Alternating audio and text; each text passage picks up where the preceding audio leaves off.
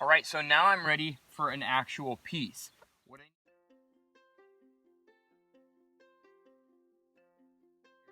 I can cut my piece and stick it on. What I am not going to do is just cut a bunch of pieces and stack them up, because I have small returns that I want to be able to use pieces for too. So I'm going to stagger those. I'll cut a piece here and then use the cutoff of there up on the next one. So we'll go ahead and we'll put our first panel on this face right here. Okay, so I can set that right down. And you see how you heard how it clicked in there? And then I can slide it wherever I want. That's a really good thing because I have these pieces here that will slide in to the next piece, the piece that was before it. So you have to start from your left and work to the right. So this is a full piece.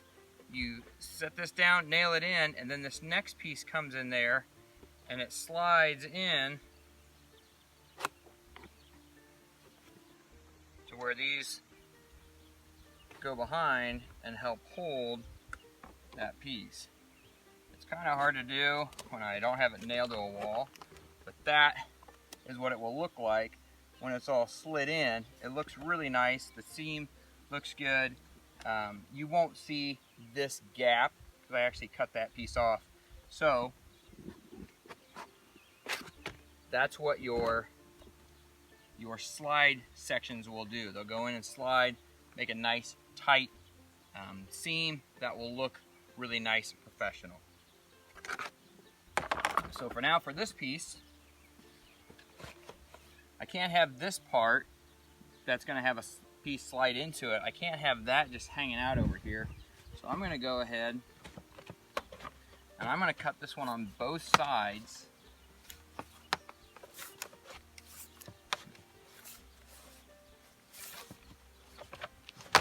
There we go, now it's locked in. I'm going to go ahead and cut it on both sides. Also, sometimes you didn't get the starter quite level, and what you can do is cheat up just a hair on one side to make this top level. I always want to put a level on something like this when I have just a small little section that I'm doing. So we'll go ahead and we'll scoot this over. I'm going to actually make this part right here my cut edge. And so I'm going to put that on there, level this up.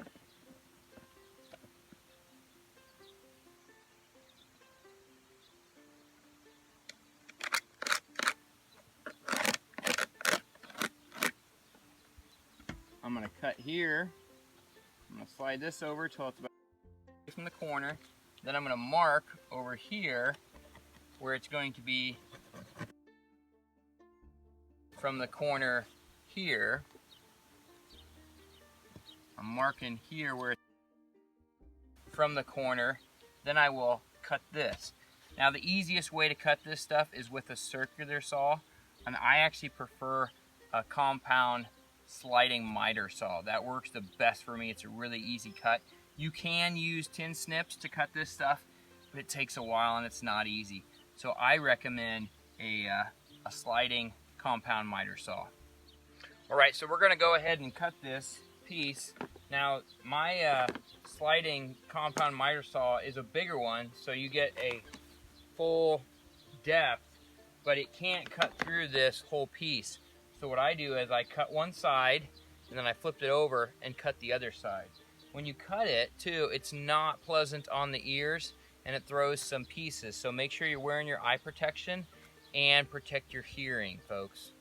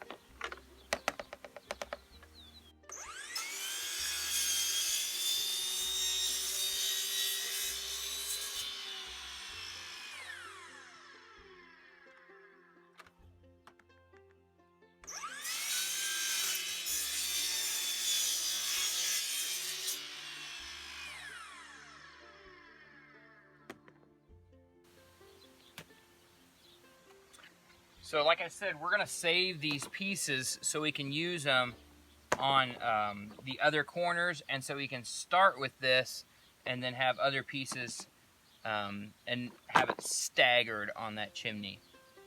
All right, friends, so for our chimney, we have our piece cut. It's going to lock on to this starter, and we are going to be able to continue around the corner. Now what I'm going to do is I'm going to go ahead, put a level on this, and then make sure that it looks level. Man, that looks really good.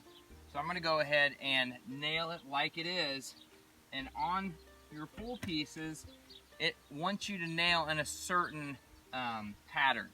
So we have this hole here that I'm going to put a nail in, and then I'm going to put a nail over here and over here. But on your full piece, if I have a long wall I'm putting this on, it wants you to put a nail here, and then over here, put 5 nails in the top, and then it wants a nail over here. So as you can see, we want a nail right here in this circle. Then we're going to nail 5 in the top, and then we have a nail right here we're going to put in, and that will be covered up when we have our sliding piece that comes in here, and that'll keep this middle part secure. So remember, 5 nails in the top and then 1 over here, so then you can put your piece on that starter or the next piece and slide it in there, and it'll all be secure. It won't be floppy in the middle. Okay folks, so this Novik Stone is not installed like your regular double 4 vinyl siding is. This needs to be back 3 inches from your corner. So you can see here, we have it back from the corner because our corners aren't like regular siding corners. This corner is going to lock down on that starter and then going to be nailed up here. So if we just did this whole side, we wouldn't be able to use our corners, and we don't want that. We want to use our corners to make it look nice. So on your next piece, you're going to come around, you're going to have to do all sides, put your corners on, and then next, all sides. All right, so stop. You don't have to go all the way around. What you can do is you can make sure your primary siding piece is 3 inches back from the corners, and you can take that all the way up, then you can do another side all the way up, and then you can put your corner pieces on. Your corner pieces will cover that siding. They'll get nailed into the actual wall, so you don't have to go all the way around and then come up the next level, go all the way around. I like to do that because it keeps me level on a small little thing like this. You don't have to. You can take this face, go all the way up. You can take one face, go all the way up, then work on the other side, then finish with your corners. Corners go on last, and they will cover up your siding. Just make sure to keep your siding back 3 inches from the edge of the corner. So we're going to make sure we have it cut where it needs to be. We cut it 3 inches back from the corner on both sides. Yeah, it looks weird right now, but then we have our corner comes in, and it sits down on our starter as well, and it holds both sides, and the next corner sits down in these notches. See these little notches out here?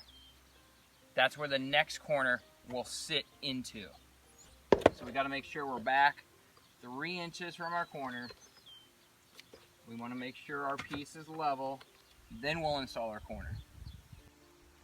All right, so for nails, what I'm using on this is I'm using 1.5 inch roofing nails. I like to use one nail for multiple things, so I use the same thing on this siding as I'm using for roofing material and for regular vinyl siding. So when you're going into plywood and then a stud behind it. I like the 1.5 inch roofing nail, galvanized, so it's not ever going to rust on you.